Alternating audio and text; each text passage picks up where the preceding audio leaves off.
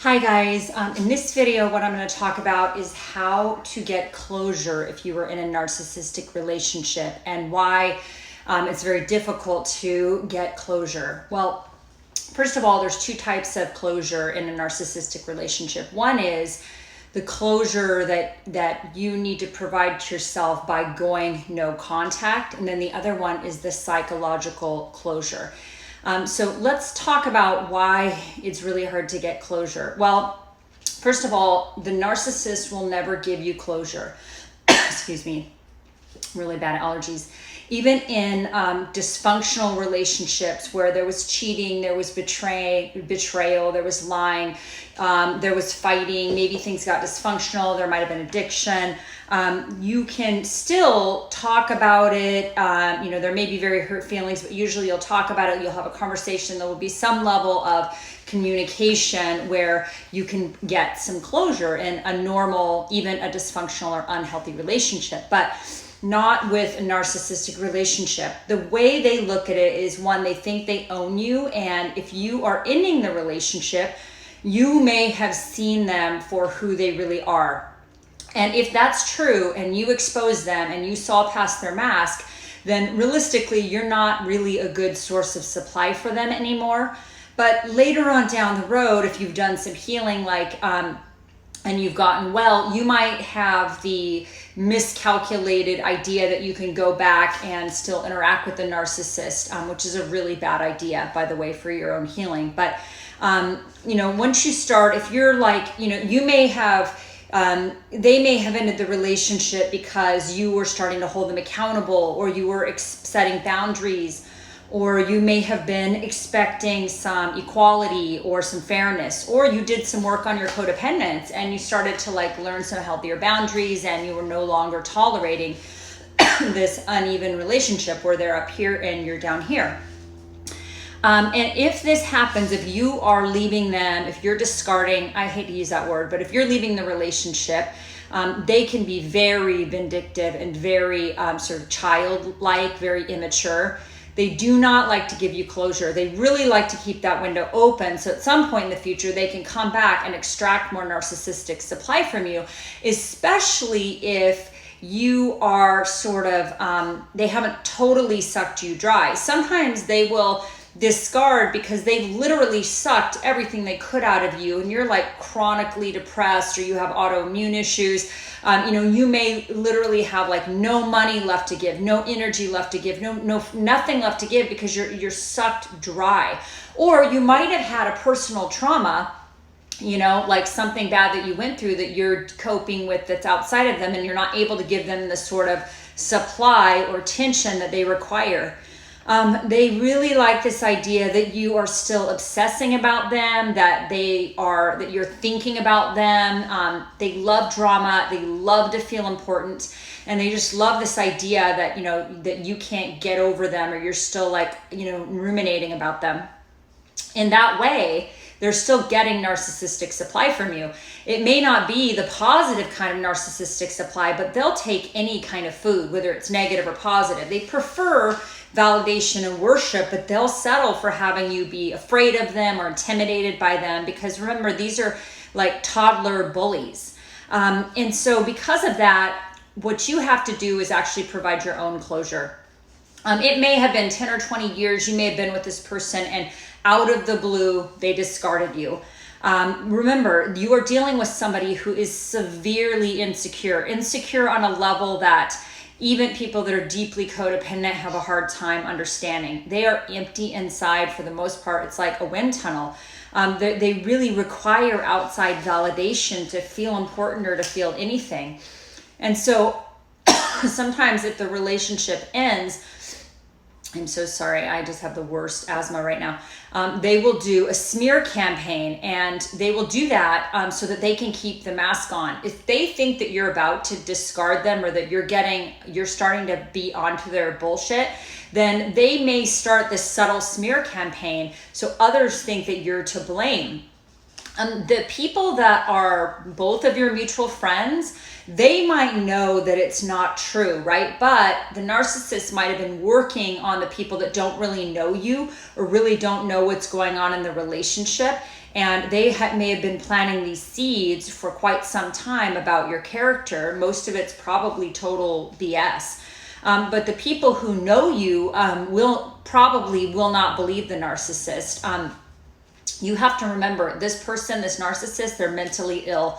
They don't have empathy or very low level of empathy. So they can't, another reason they don't provide closures, they can't put themselves in your shoes. And they don't want to give you the one thing that you need that will help you to heal. They just don't have empathy like the rest of us, right? So they don't care how it impacts you or how it impacts the children. I mean, these are people that are really pathologically selfish. They can't say, hey, I'm sorry. I know I cheated. I lied. I screwed up. I messed up. I wasn't happy. I'm sorry I didn't tell you. Let's communicate. They don't end things in a kind, humane, dignified way. They just don't. So you're going to have to provide your own closure. And part of that will start coming if you can start seeing them for who they really are, rather than the fantasy of who you thought they were. And it may help you to make a list of what they did. They cheated, they lied, they showed no empathy, they showed some signs of mental illness, they gaslighted you, they ignored you, they neglected you, they financially abused you, they were incredibly, awful. So write this list, right? And it will help you to see, they may have blamed you. They may have blamed you if they're, they blame you for all sorts of things and you have no idea what they're talking about. Like, you may have been blamed for their poor relationship with their mother, or you may have been blamed for their lack of success, or you're going to get blamed for all of these weird things where you're like, wait a minute, I was supportive, I tried so hard to be a good partner, I tried so hard to be a good husband or a good wife. When this person was having the depression and their mental health issues, I tried everything I could to help them. I tried to get them doctors. I tried to get them to go to therapy. I tried.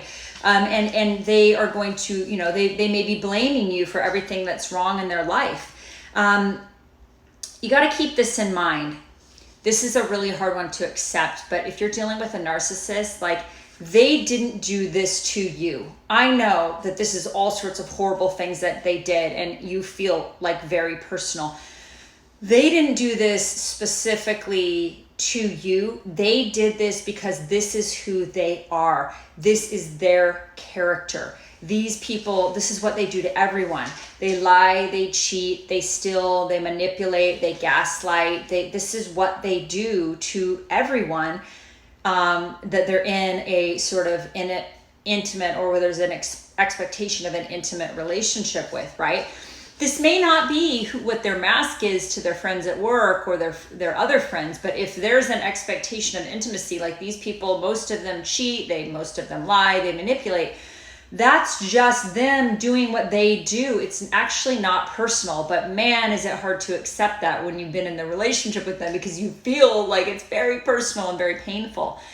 You are dealing with somebody who has the maturity, the emotional maturity of a small toddler, a small child, and they can't end things in a kind, dignified way. They just can't. They can't take responsibility. They can't say, I'm really sorry, I screwed up, I cheated on you, I'm sorry, that was so wrong of me, I shouldn't have lied to you for a year and manipulated you and gaslighted you, I saw that you were hurting. But they can't see that because they don't have empathy. And you might notice, at one point, I remember in my situation, I was crying and I was like, I just found out about this long-term affair and all this gaslighting and lying, and I was crying and I was so upset. And I remember it was like the face that I was looking into was stone cold with no emotional reaction and zero empathy. And I've just never seen a face like that. It was so scary to me. There was nothing. There was blank, totally blank. And then, in front of the therapist the next day, there was this performative thing going on that was completely different. And I was like, whoa, when I was it was really weird. But bottom line is, I saw this totally cold, lack of empathy. And I've actually never seen that in another human, not like that. I've never seen such a thing, but it was actually really, in retrospect, when I look back, it was actually very terrifying when I think about it. But the thing is that they're, excuse me, they're never going to provide you closure. They're not going to provide explanation. They're not going to provide honest communication. Anytime you meet with them, it's going to be further manipulation. They're not going to take responsibility. They're not going to apologize. You have to provide your own closure. And the way you do it is, one way is you go no contact. You stop them. You cut them off on Facebook, Instagram. If there's any flying monkeys that are mutual friends, you absolutely have no contact with them. They may be invalidating your experience, not because they even know that this person is a narcissist. They may not even understand what's really going on, but you need to be very vigilant about keeping yourself away from the triggers from the narcissist. So no contact is one way that you start to provide that physical and that emotional closure where they're no longer able to get in and manipulate you, right? So that's really important. And then the psychological closure piece, that is very hard to do, but the more I study it, the more I learn on some level. It really is about just putting it down and no longer allowing yourself to be in that space where you're spending any time thinking about this person. And I know how hard that is, especially if you've been hijacked with the complex PTSD and your brain is ruminating and perseverating. So here are some things you can do. I started doing a bunch of mantras, and my mantras were, I will no longer seek closure from someone who will not provide honest closure. I will no longer seek empathy from someone who has none. I will no longer go to this person for empathy. They have none. I will no longer go to this person for closure. They will not provide it. I will no longer go to this person for truth. They are dishonest. They are fundamentally incapable of being honest with themselves or others. So I started saying those mantras, and then I would look in the mirror and I would say, I am providing my own closure. I am laying down this toxic relationship and I am moving past it and I am walking beyond it. And I would just say a lot of things like that to myself, and then meditation. And then for me, I also imagine, my therapist helped me a lot with this. Like, I would imagine that I'm holding this person's garbage. I've been carrying their garbage for all this time. And I would go like this. I would be like, nope, not carrying your garbage anymore. It's not mine to carry. Nope. And I would just push it away and be like, I'm not carrying your stuff anymore. It's not mine to carry. Like, here's the garbage, like, gotta go. So there's some small little ways you can, but I really think it's, stop making it about you. Step into reality. You can do that by making a list of what actually happened in the relationship, the things that they did, and be very clear on who they are, rather than the fantasy in your head of who you thought they were, or rather than the mask that you were buying into. That is not real. That's paper mache. It's fake. But it's a wind tunnel behind that. It's empty and dark and yuck.